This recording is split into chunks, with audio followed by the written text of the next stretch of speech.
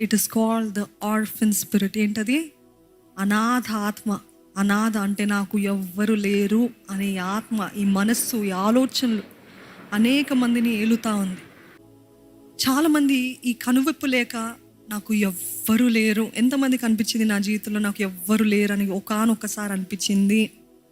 నా పక్షాన ఒక్కరు కూడా నిజాయితీ పరులు లేరు, నమ్మకస్తులు లేరు, ప్రేమించేవారు లేరు, గౌరవించేవారు లేరు, అందరు తీసి పడేసేవారే, అందరూ నన్ను చిన్న చూపు చూసేవారే అనే మాటలు, ఈ తలంపులు, ఈ ఆలోచనలు వస్తూనే ఉంటాయి. అది మీరు అనుకుంటున్నారు ఇది ఆలోచన మాత్రమే, ఇది కొద్ది కాలం వచ్చేసి పోతుంది, కొంతసేపు వస్తుంది పోతుంది అని అనుకుంటూ ఉంటారు. కానీ అదొక ఆత్మ అని, అది ప్రతి ఒక్కరిని ఏదో ఒక సమయాన ఏలుతూ ఉంటుంది. ఈరోజు అనాథ ఆత్మతోటి ఉన్న మనము ఎలా ఉంటుందంటే, జీవితంలో దేవుడు ఉద్దేశం అది, దేవుడు అలాగ నడవమని చెప్పాడు. కానీ మన ఎదుగుదల, మనం ముందుకు వెళ్ళేది స్లో డౌన్ అయిపోతుందంట. ఉన్న చోటని ఇరుకుపోతామంట, స్టక్ అయిపోతామంట. Why? Because the spirit is controlling us. ఈ అనాథ ఆత్మ మనల్ని పరిపాలిస్తుంది. కాబట్టి ఎలాగ పరిపాలిస్తుంది?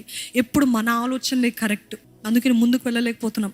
వాళ్ళందరూ వెళ్ళిపోతున్నారు, నేను ఇక్కడే ఎందుకున్నానంటే ఈ మానసికంగా కరెక్ట్ ఉంటే జీవితంలో అన్నీ కూడా సాఫీగా వెళ్తాయి. ఇక్కడ దెబ్బ తీసింది అనుకోండి, జీవితంలో ఎక్కడికి ముందుకు వెళ్ళలేము. అది ఆధ్యాత్మిక జీవితంలో కూడా ముందుకు వెళ్ళలేము. చాలామంది అంటూ ఉంటారు, నేను ఏదైతే ఆలోచించద్దు అనుకుంటానో అది ఆలోచిస్తున్నానండి. That is why our development, our growth is slow. నమ్ముతున్నారండి?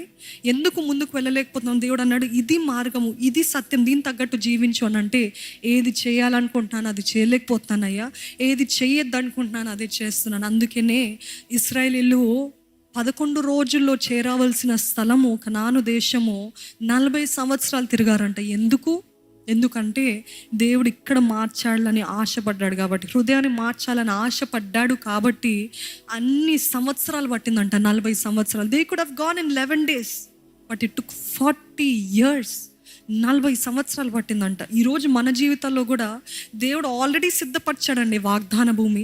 దేవుడు ఆల్రెడీ సిద్ధపరిచాడు. ఆ వాగ్దానము చేసిన ఆ వ్యక్తిని, ఆ వివాహం చేసుకోవాల్సిన వ్యక్తిని, లేకపోతే ఒక భూమికో, లేకపోతే ఒక ప్రదేశంకో, లేకపోతే ఒక పొజిషన్కో దేవుడు మీకు వాగ్దానం చేశాడు.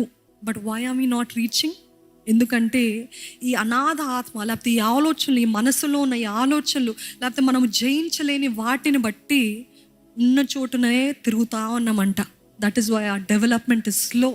Our growth is slow.